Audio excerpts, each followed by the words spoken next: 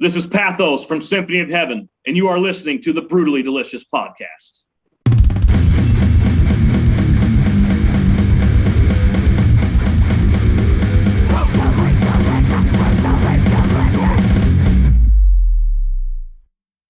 So thank you for joining us. We can jump right in if you want. Absolutely. Let's go, man. Yeah. Tell me about Kingdom Come Fest. Kingdom Come Fest. Oh, man, that was such a great time. It was really hot, super hot. We actually didn't think that we were going to be able to pull the show off because there was all kinds of bad storms around, and this place is literally out in the middle of nowhere in a field in the middle of nowhere. And so we were pulling up there and we're watching the radar and like, man, this ain't good. But it split and went right around the festival. Really? But then after that, it was like, I think it was like 105 heat index. And so it was super hot. And but we made it through and the set went off about the best set we've ever played. Everything was just really laid back and a lot of fun. So what was it like being back on stage after so much time away? It was so nice. Almost surreal. Like you try and I try when I'm on stage. I always try and take a few seconds to kind of just take it in because you're focused so much on playing your parts and singing and playing and all that and making sure everything's going all right. But it was really nice to be able to sit there and just kind of like, we're back. Right. You know, it's been how long? A year and a half.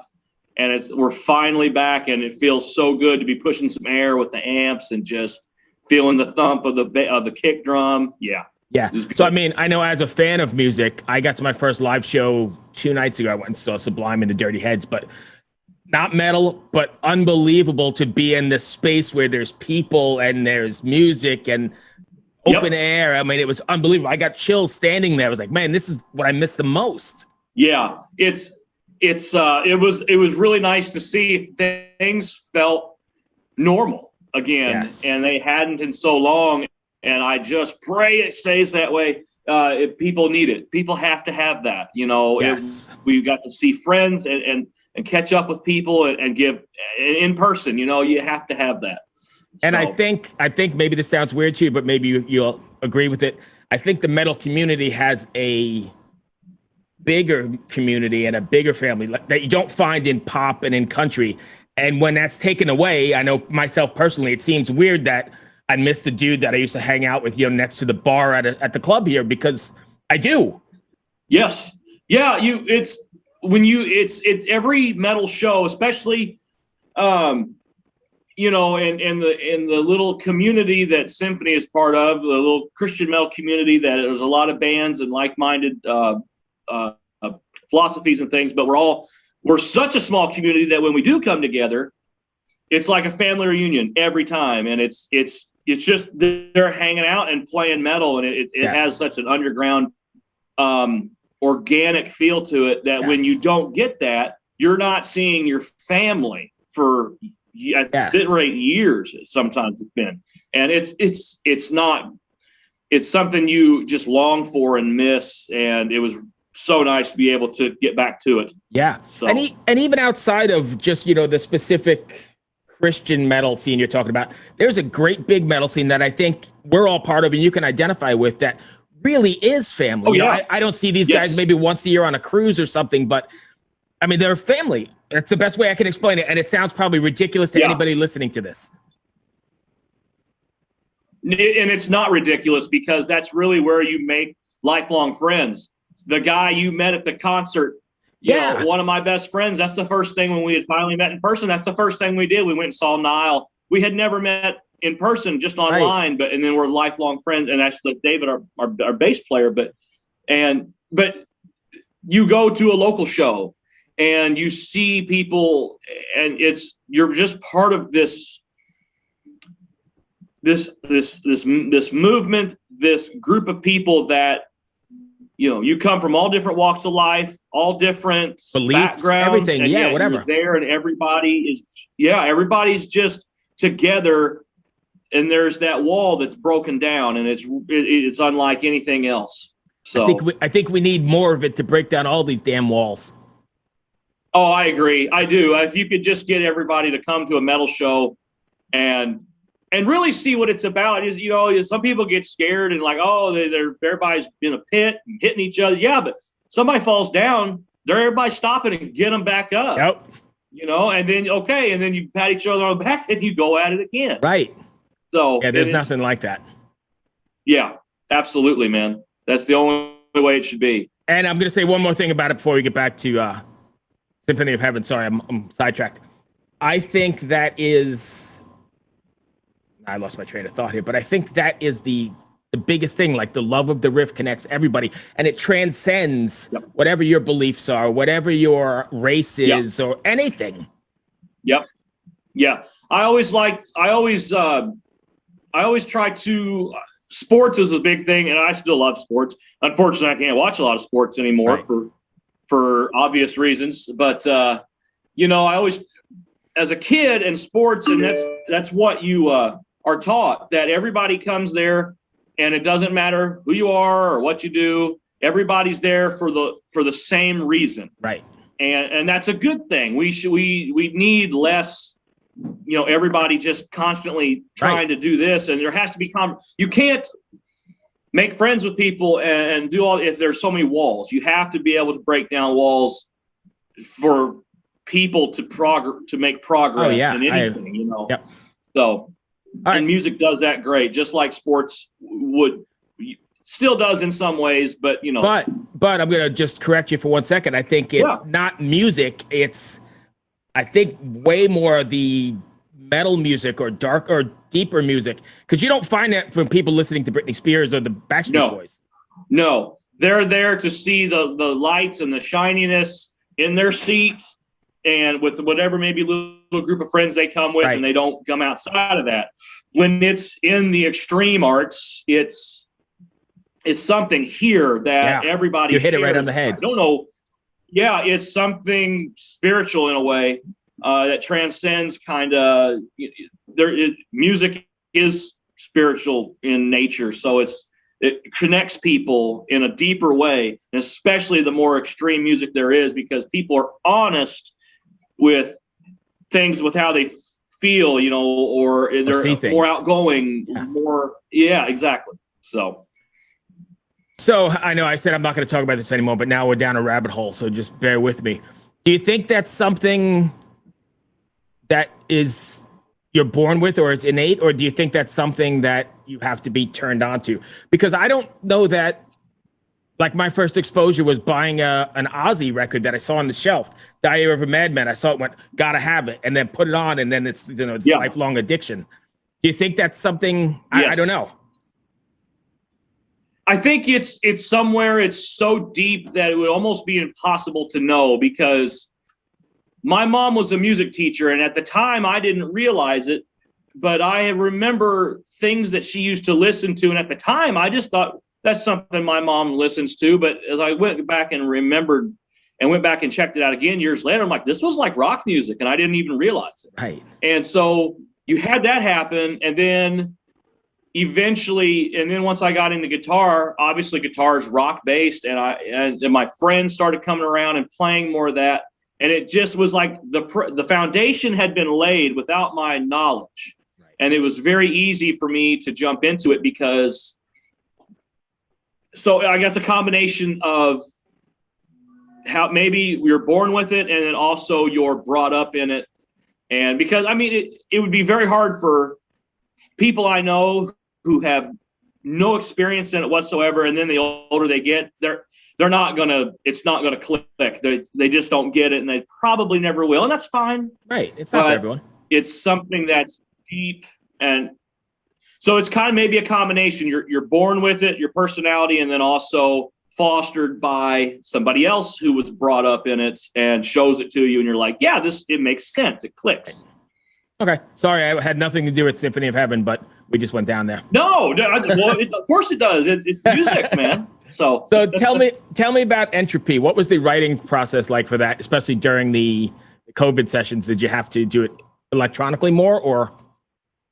Well, okay. Are you talking the latest digital 45 that's come out? Yeah. Okay, so the writing process for that, it for all the songs on this next album, I let them soak and simmer for a very long time. Probably a couple of the last songs came about rather quickly, but a lot of the, like Entropy was one that's been around for a couple of years, and I've just slowly worked on it and slowly come up with ideas. I'd let it sit for a little bit. Right. And then by the time we were able to record, I had all the guitar parts done and all that stuff. And then Mason would come in and he would put in his ideas on drums, and we would work on it. We'd go over it. And it was really, a lot of it was kind of what he would come up with on the spot for drums. I'd give him a basic idea, but then he would play it was more natural for him. And so it was really kind of a combination of just, taking a little bit, letting things simmer, and then letting somebody else take the reins and come up with their process for it. So it was a good slow cooker for all these songs, really. Right. That's basically was the process for it. When you're writing, are you writing with the live setting in mind, or are you writing how it'll come across on stage, or are you writing the song for the song's sake? I'd say overall, about 80% of the time, it's the song for the song's sake. I will think to myself, okay, how is this going to come across on stage? But really, in all honesty, it's more just what I hear in here to get it out. And then I'll kind of go back and adjust it. Okay, I think it would be really cool. That'll fit really well on an album setting, and also fit really well in a live setting if I did this or if I try that. So it's kind of like, you get your foundation and then you kind of rearrange it a little bit and see what is the best way forward with it. But overall, most of the songs for Symphony of Heaven in general have just been the song for the song's sake, for the most part. Okay. So I definitely think Symphony of Heaven and a lot of this music that we're talking about is very therapeutic and cathartic and speaks to you, like you had said, on a deeper level. How does it make you feel when someone, I don't know, across the world in Japan picks up, emails you or says something, hey, this Symphony of Record song that you wrote sitting in your basement has connected with them? It's actually, I had that happen the other day with a reaction video that we watched this person react to this latest song in real time, and she was speechless at the end of it, almost crying. And my mouth was just hanging open, that's it right there. That is why one of the main purposes of why I write, to get out how I feel and to identify with other people. And it feels so transcendent almost in a way when you see that in real time, or you get something from someone that says, this really means a lot to me and spoke to me. It's hard to put it into words, because you just think, I'm just writing this in my basement. Right. Maybe somebody will listen, and then you find out that they're almost reacting to your music the same way that I react to somebody else's music. Right. Which is, that's it right there. That's why you do what you do, because you understand it and you want other people to do that too. And it's to share, everybody to share that feeling. So it's amazing when we're able to have that happen. And it just means the world to me that people care. Yeah. Even if it's just a little bit, Oh, yeah. It does. And on your side of the microphone and, of the guitar, it's got to be cathartic as well, right? It is. It's I'm trying to think what cathartic means. So it helps you get or expel or get rid of all the crap that's inside you. Yes. Yeah. And this whole album, that's what this is. That's just, it's almost like a journal of me writing, going through an experience in my life that was really bad. And I told myself when I was going through it, I was like, as bad as this is going to make for a really good album.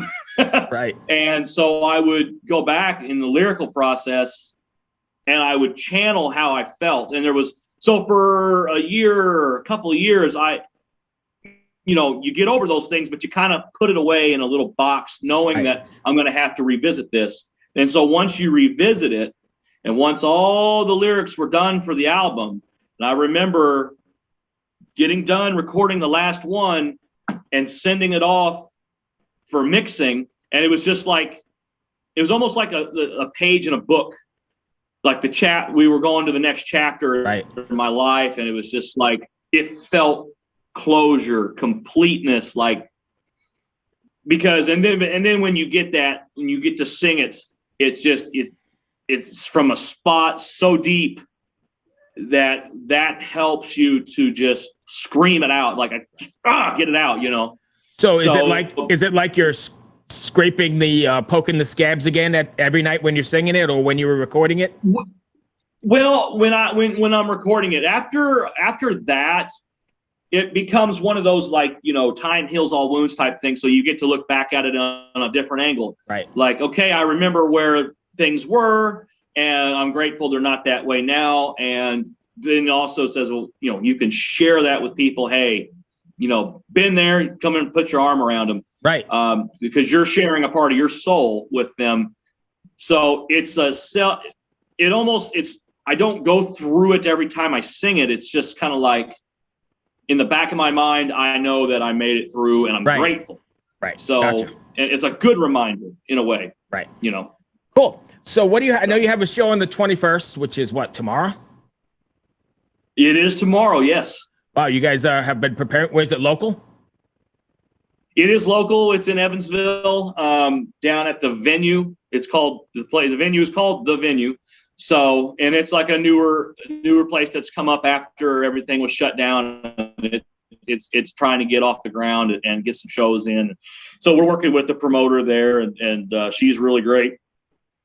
So it'll be a really fun time. Got Brutality coming in. So a couple of Brutality and a local band, 1984X. And then Color Crush, which is David, our bass player's other pretty good time. So nice.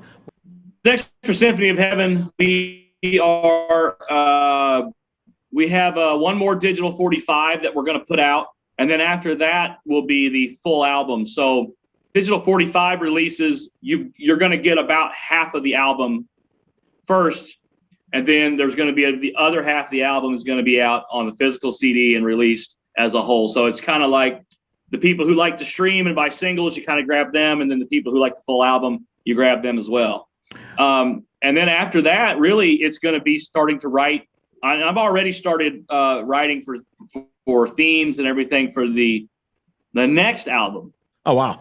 And working on that, and ideas for lyrics, overall theme, how I want it to sound. And so really it's just keeping on going, trying to get more shows whenever we can. It's kind of difficult for us because we're all so spaced out and spread apart.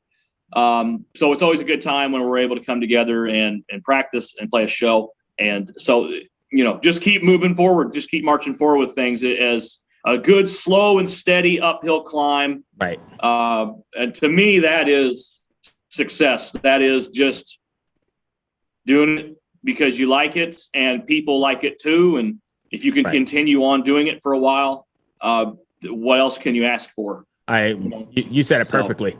And if fans want to reach out to you, you want to drop your socials? Yeah, we're on Facebook at Symphony of Heaven. We're on Instagram at Symphony of Heaven.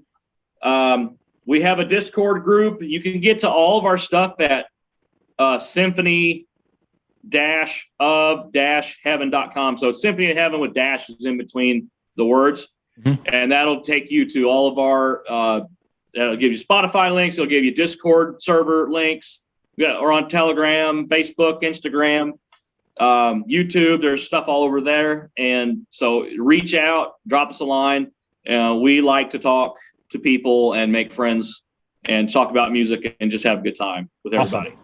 Thank you for taking the time, man. I appreciate it. No, don't worry. Don't worry. Yeah. Good to see you anyway. No, I appreciate it so much, man. Thank you. Yep, you got it. We'll Yeah. talk to you. Cheers, man. See you, brother. Bye. Talk to you. Bye. Yep.